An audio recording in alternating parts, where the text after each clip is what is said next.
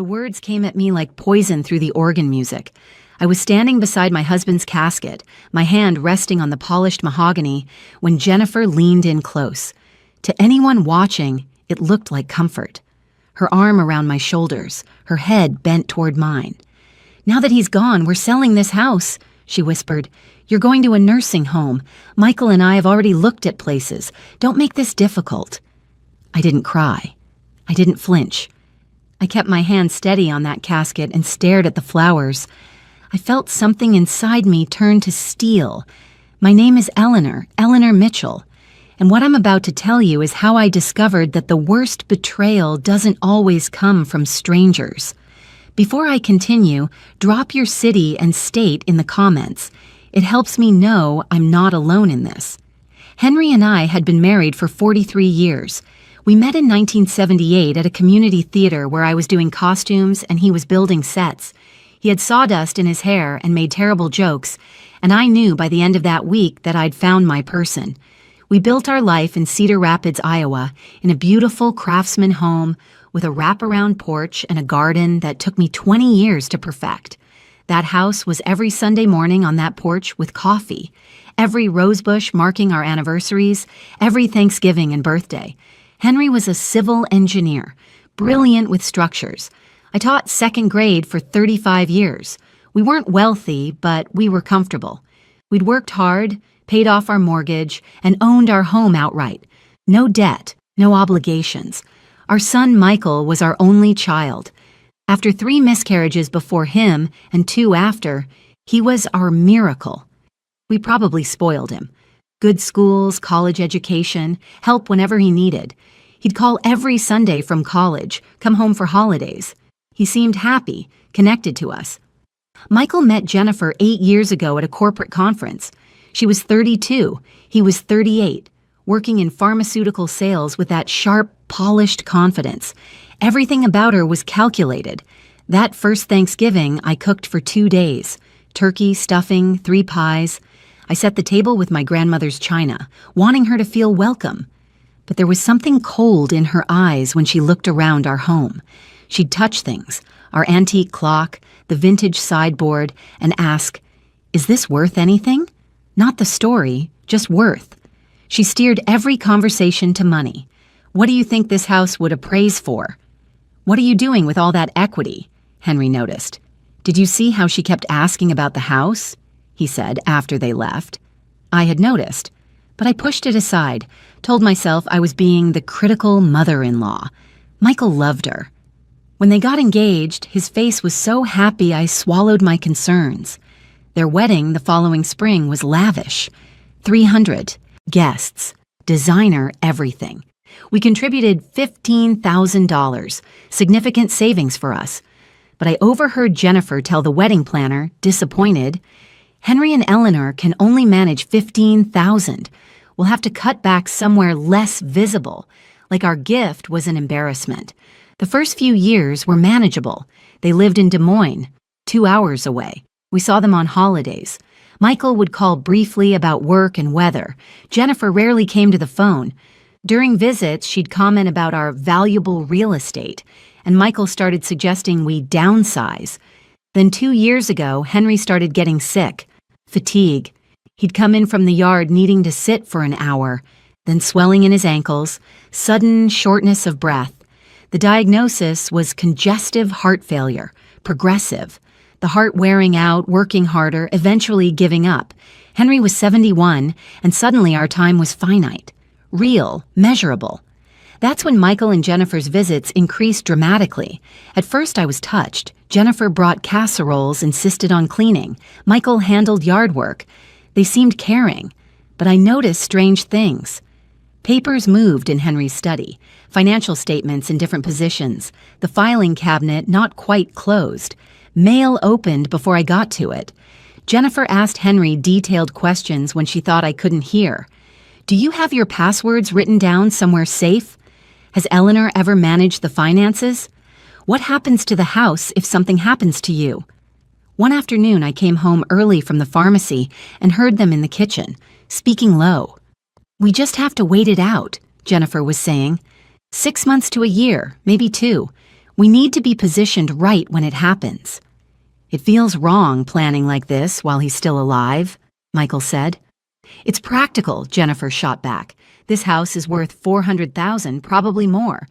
When he dies, she'll be emotional, vulnerable. That's when we get her to sign papers. She'll be so grief-stricken she won't think clearly. And if she won't, then we push the nursing home angle. She can't manage this place alone. We're family, just trying to help. People will side with us. I stood in that hallway with my hand over my mouth, my world tilting. This was my son, discussing how to manipulate me while my husband lay dying upstairs. I backed out silently, drove around the block, then came in loudly. That night, I told Henry. Henry was getting weaker, but his mind was still sharp. About 8 months before he died, he called me into his study and closed the door. His face was grave, and my heart started pounding. I thought he was going to tell me his condition had worsened. Instead, he pulled out a folder I'd never seen before. "I've been documenting things," he said quietly. "I've been paying attention. I think Michael and Jennifer are planning something specific. I've caught Jennifer photographing documents in my filing cabinet. I installed a small camera last month, disguised as a clock. Last week, when I was resting upstairs, I heard them talking about getting you to sign papers while you're emotional." "I heard them too," I whispered, tears starting. "Weeks ago. I didn't want to believe it." "I know." Henry reached for my hand. "I didn't want to believe it either. But I think they're planning to take advantage of you after I'm gone. I think they want this house. I think they see you as an obstacle to be moved out of the way." "What do we do?" I asked, my voice breaking. Henry's jaw tightened, and I saw a flash of the strong man I'd fallen in love with. "We protect you, and we do it quietly. We don't tell them we know. We smile and accept their help and let them think we're naive and trusting, and meanwhile, we build walls they can't break through." Over the next 6 months, while Henry's health declined steadily, we worked with our lawyer, Robert Dennison. Robert had handled our wills and estate planning for 20 years. He'd been there when we bought the house, when we set up Michael's college fund, through every major financial decision. He was more than our lawyer. He was someone we trusted completely. When Henry explained our concerns, Robert didn't dismiss them. He was quiet for a long moment, then said, "I'm going to tell you something. I've seen this exact scenario at least a dozen times in my career, more often than you'd think. Adult children, usually with spouses who are more aggressive, start seeing their elderly parents' assets as something they're entitled to, something they can't wait for." "It's obscene," I said, my voice shaking. "It is," Robert agreed. "And it's also, unfortunately, legal in many contexts if they can get power of attorney or prove diminished capacity. So we need to make your situation bulletproof." Robert crafted protections, explaining each one carefully. First, the house. Right now, it's in both your names as joint tenants, which means when Henry passes, Eleanor, it automatically becomes yours. But that's not enough protection. We'll transfer Henry's interest to you now with a life estate and specific restrictions. He drew diagrams, explained the legal structure. The house cannot be sold, transferred, or mortgaged without your explicit consent. And here's the key. We're including a restriction preventing you from transferring it to any direct descendant or their spouse for 10 years. Even if you wanted to give them the house, you legally couldn't. "Why 10 years?" I asked.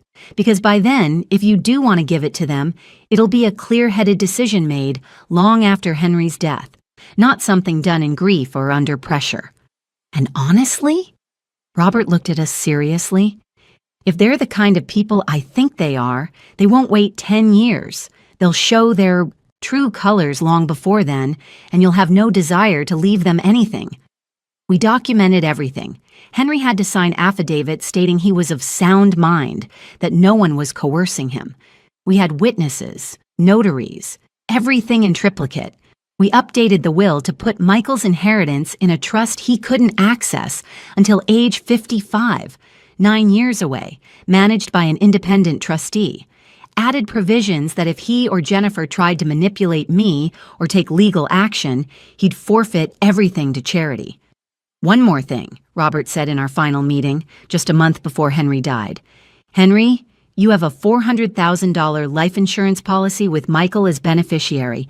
I recommend we change that to Eleanor as sole beneficiary." "Do it," Henry said quietly, and I saw the pain in his eyes, the grief of having to protect me from our own son. Henry died on a Tuesday in late September. Beautiful morning, sunshine streaming through our bedroom windows, birds singing in the maple tree. He'd been in hospice care at home for 2 weeks, the hospital bed set up so he could see the garden.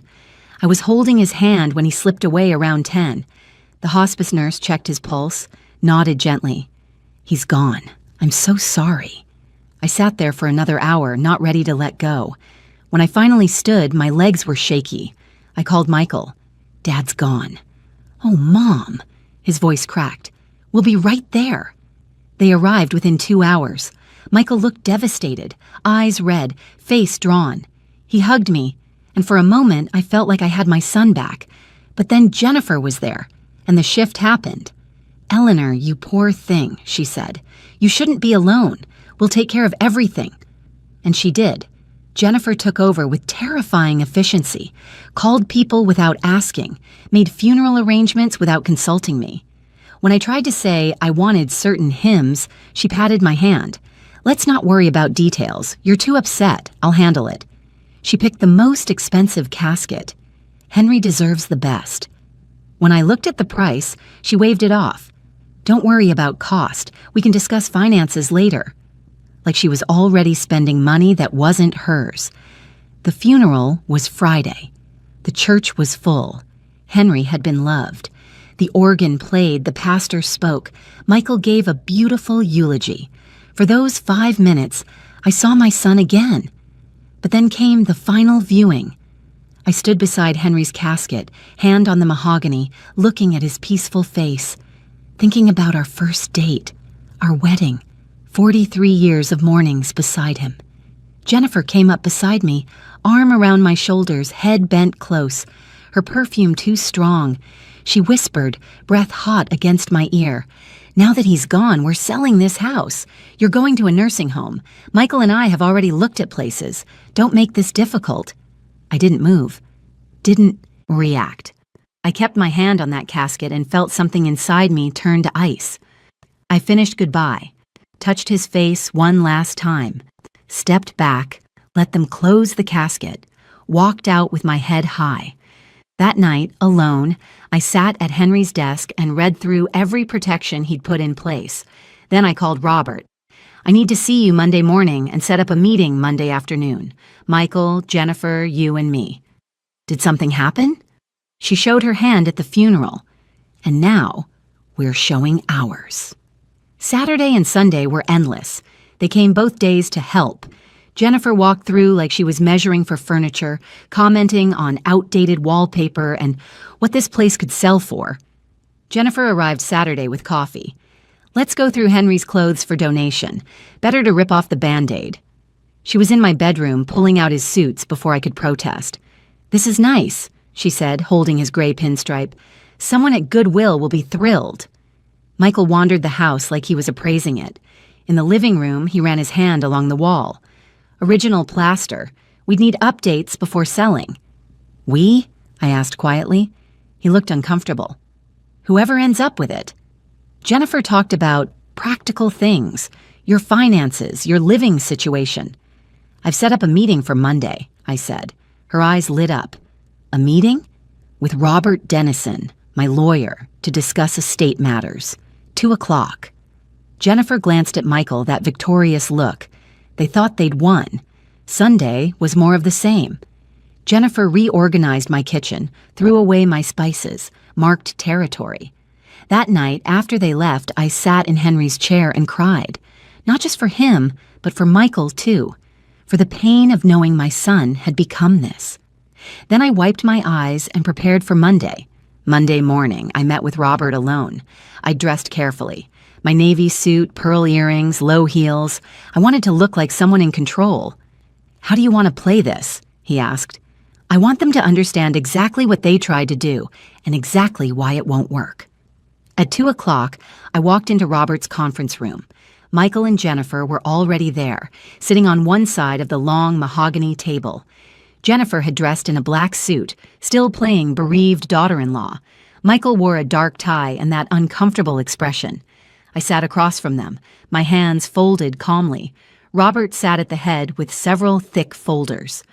"Thank you all for coming," Robert began formally. "Before we discuss any options, I need to share information about the current legal situation that you may not be aware of." "Of course," Jennifer said, leaning forward eagerly, that fake sympathy on her face. "We just want to make sure Eleanor's taken care of." "Let me stop you there," Robert interrupted, his voice cold.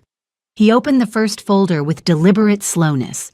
"First, regarding the property at 847 Maple Street, let me clarify the ownership situation." He pulled out a document, slid it across the table. Jennifer grabbed it, Michael leaning over to read. "As you can see, the property is owned solely by Eleanor Mitchell, under a life estate that was established 18 months ago. Henry transferred his entire interest to Eleanor with very specific provisions." "What kind of provisions?" Michael asked uncertainly. "The house cannot be sold, transferred, or mortgaged without Eleanor's explicit written consent," Robert said.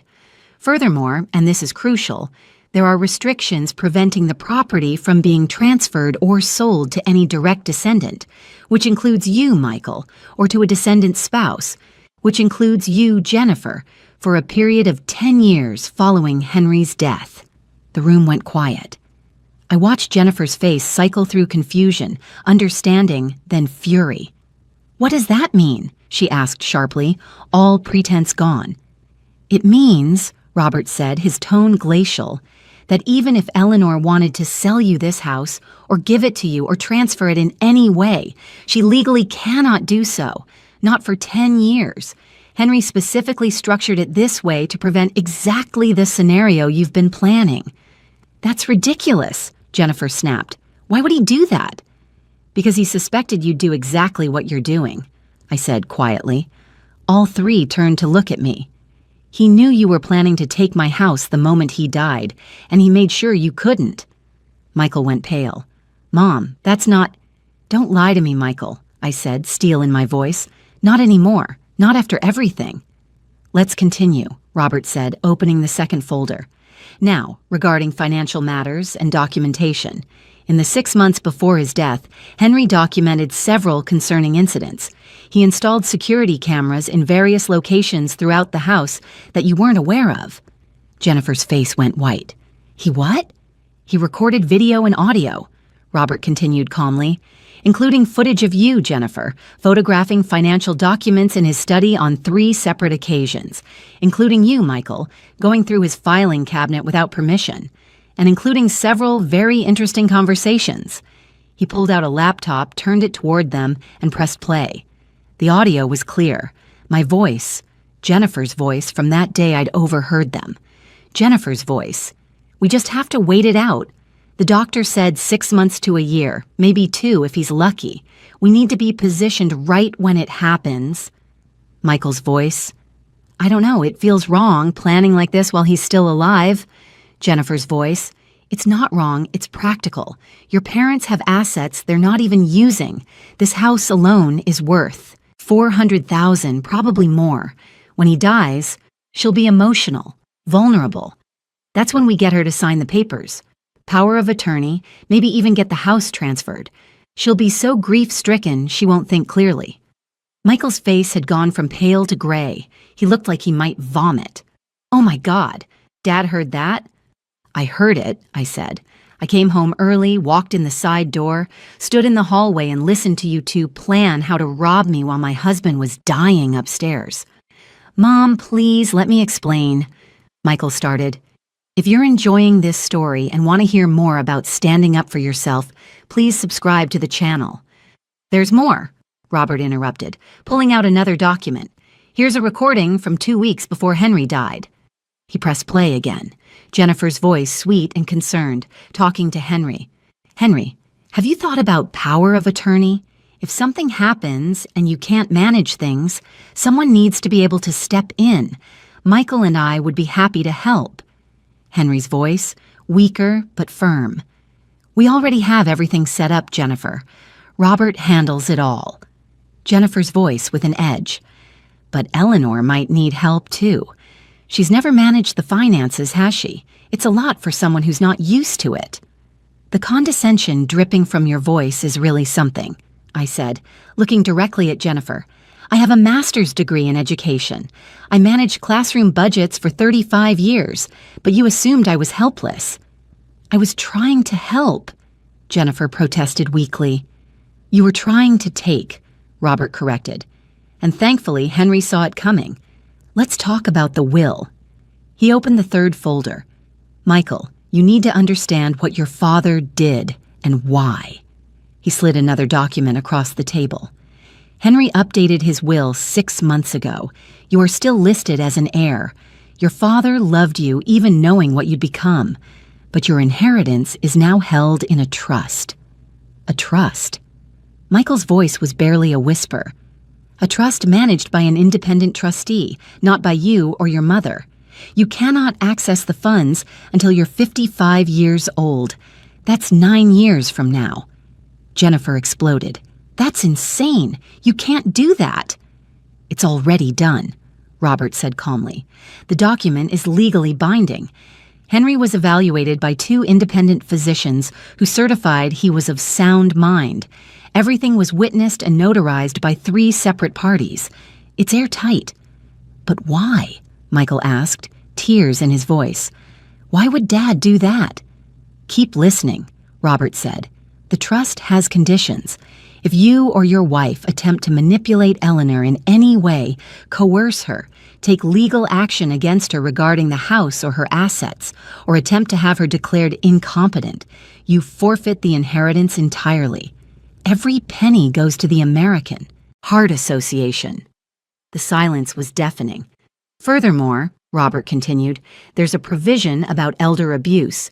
If evidence emerges that you attempted to financially exploit Eleanor or coerce her into any transfer of assets, that also triggers the forfeiture clause.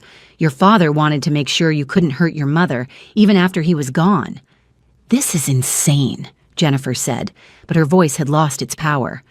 What's insane, I said, my voice shaking with controlled fury, is what you said to me at my husband's funeral, at his casket, Jennifer.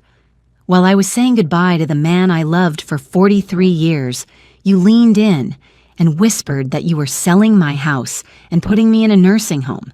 You said you'd already looked at places. You told me not to make it difficult. Michael's head jerked up. What, Jennifer? You didn't... I was just being practical, Jennifer stammered. I was trying to... You were trying to manipulate a grieving widow at the worst moment of her life, Robert said coldly, and if that isn't the definition of elder abuse, I don't know what is. There's one more thing, I said, finding strength in my anger. Robert, show them the last document. Robert pulled out the final folder. Henry also updated his life insurance beneficiaries 6 months ago. Michael, you were originally listed as the beneficiary of a $400,000 policy. As of February, Eleanor is the sole beneficiary. I hadn't known about that specific detail until Robert called me Sunday night. Even in his dying months, Henry had been protecting me in ways I didn't know. No, Michael whispered. No, Dad wouldn't. Your dad would, I said. And he did, because he loved me more than you apparently do. Jennifer stood abruptly, her chair scraping back violently. This is theft. We're his family. We deserve... Deserve? I stood too, something hard and furious rising in my chest. You deserve nothing. You stood beside my husband's casket and threatened me. You spent months, years maybe, planning how to steal my home and warehouse me somewhere convenient. You turned my son into someone I don't even recognize. We didn't mean, Michael started, but I cut him off. Yes, you did. You meant every word, every plan, every calculation. You want to know the worst part? My voice cracked. Your father died knowing what you'd become. He spent his last months not just fighting his failing heart, but fighting to protect me from his own son. Do you have any idea what that did to him? What it did to us? Tears were streaming down Michael's face now. "Mom, I'm so sorry. I never wanted to hurt you. Jennifer said we were just being responsible, planning ahead." "Don't blame her," I said sharply. "You're a 46-year-old man, Michael. You made choices. You chose to listen to someone who saw your dying father and grieving mother as nothing but assets to liquidate. You chose to go through his private papers. You chose to stand by while she planned to throw me away like garbage. I never wanted this," he sobbed. "I love you, Mom." "If this is love," I said quietly, "I'll take hate instead." Jennifer grabbed her purse, her face twisted with rage. "This isn't over. We'll contest it. We'll fight this. We'll find a way." "No," Robert said, standing now, his voice carrying absolute authority. "You won't, because if you try, if you contest anything, if you take any legal action whatsoever, you trigger the forfeiture clause immediately. Michael walks away with nothing, and I will make sure every court in this state knows exactly what you attempted to do. Elder abuse, manipulation, financial exploitation. I have recordings, documentation, witnesses. I will bury you both." Jennifer opened her mouth, closed it, opened it again. No words came out. "My advice," Robert continued, "walk away. Leave Eleanor alone.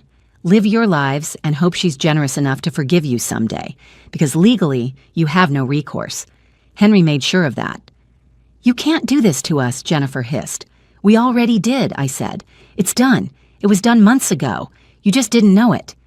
Jennifer stormed toward the door, then stopped, turned back. "You're a bitter old woman. Michael, come on. We don't need to listen to this." But Michael didn't move.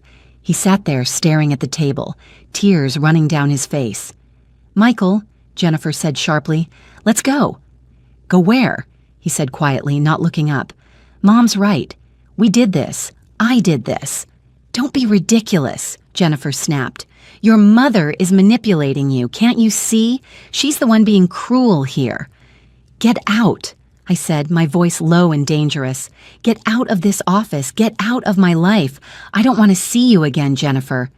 She looked at Michael one more time, and when he didn't stand, didn't follow, she made a sound of disgust and left, slamming the door.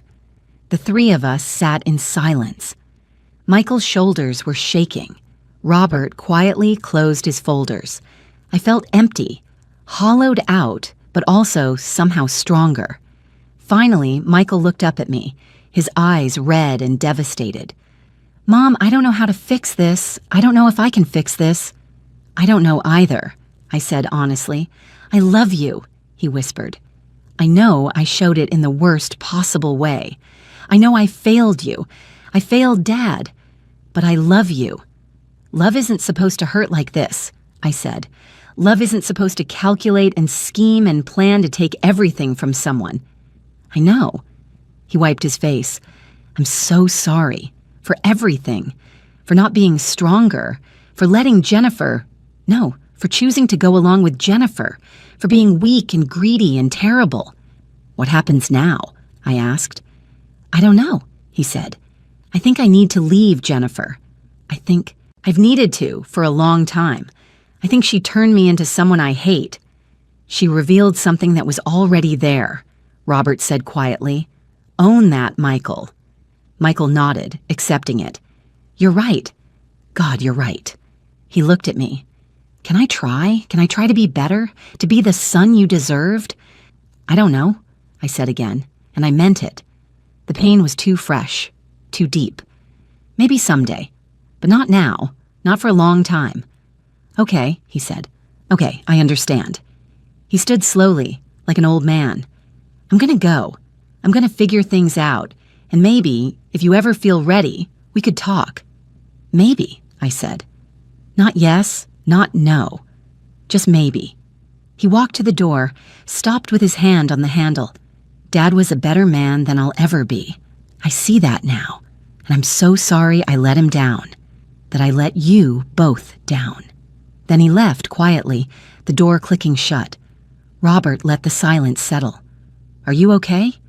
"No, but I will be, eventually." "You did the right thing. You protected yourself.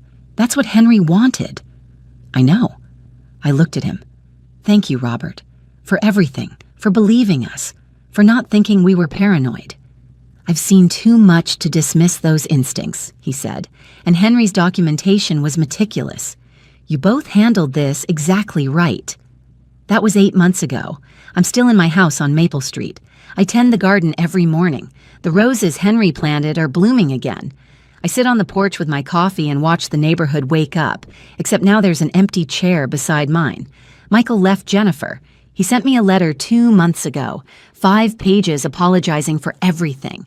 He asked if we could talk sometime, if I'd let him try to rebuild what he'd broken. I haven't answered yet. Maybe I will. Maybe I won't.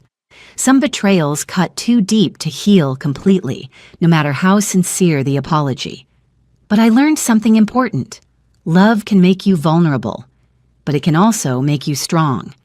Henry loved me enough to see danger coming and build walls of protection. I loved him enough to honor those protections by standing firm, by not letting grief make me weak. I'm 70 years old, living on my own terms in the home I built with the man I loved for 43 years. I wake up in my own bed, make my own decisions, and nobody can take that away from me. Some people say I should forgive them immediately, that family is everything. But those people didn't stand beside a casket and hear those whispered words. They didn't watch their husband die while their son plotted against them. I did what I had to do. I protected myself with the tools Henry gave me, and I'd do it again. Thank you for listening to my story. I hope it reminds you that it's never too late to stand up for yourself, no matter who's trying to knock you down. You're stronger than you think. Take care of yourselves.